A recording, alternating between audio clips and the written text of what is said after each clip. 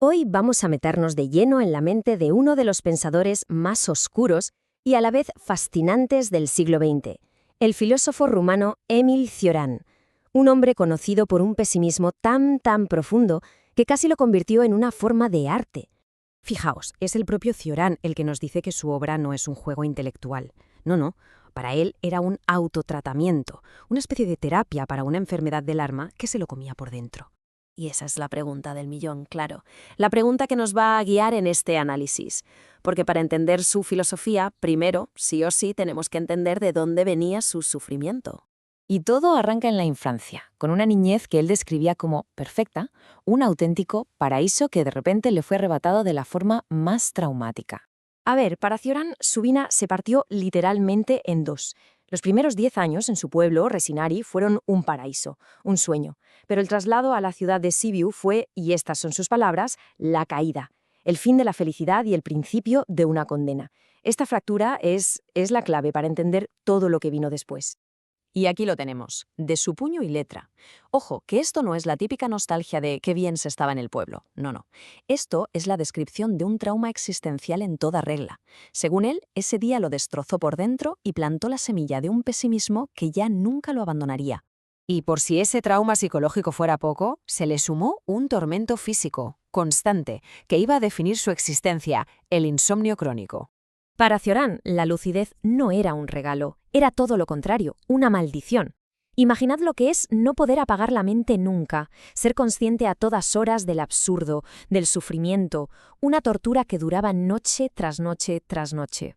Hay pocas anécdotas que reflejen la profundidad de su miseria como esta. Es que es una frase terrible, pero nos da una idea de hasta qué punto su sufrimiento era visible, era extremo. Tanto que su propia madre, que era esposa de un sacerdote, llegó a lamentar que hubiera nacido. Así que quedémonos con esta idea.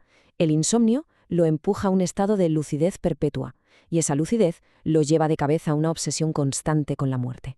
Y no era un interés académico, no, era la realidad que vivía cada segundo que no podía dormir. Y aquí es donde su tormento se transforma en su obra.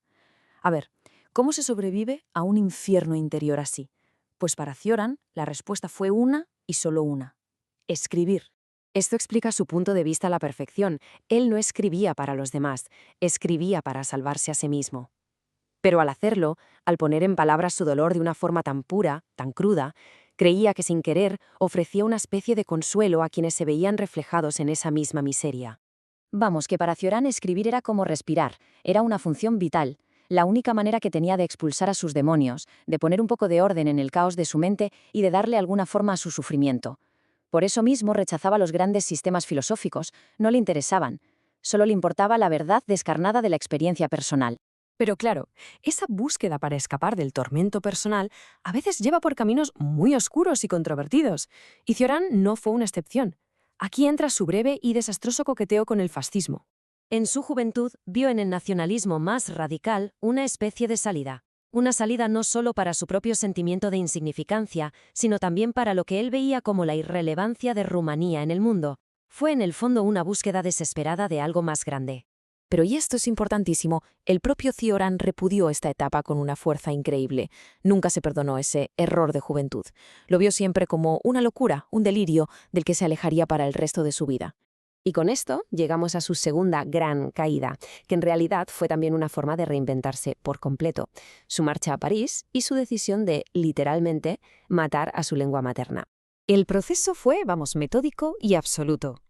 Al llegar a Francia, no solo cambió de país, se propuso cambiar de ser. Y la herramienta que usó para lograrlo fue abandonar el rumano, la lengua de su paraíso perdido y de sus errores de juventud, para poder renacer en francés. Es que sus propias palabras revelan la brutalidad de esta decisión. No se trataba de ser bilingüe o de aprender otro idioma.